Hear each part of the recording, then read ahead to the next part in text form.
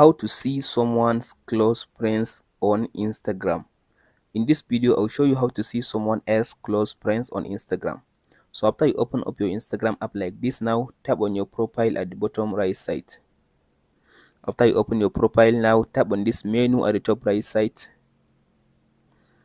After you open this menu, now go to this settings and privacy, first option. Now scroll all the way to down and tap on this which says close friends, this one. After you tap on this close friends, as you can see now here is the option now that you can be able to choose your own close friends on Instagram.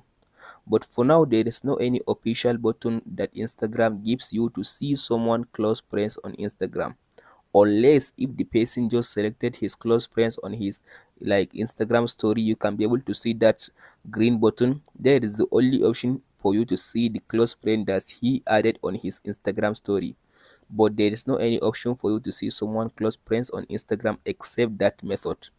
That's it, guys, on how to see someone else close friends on Instagram. Hope this information helps you.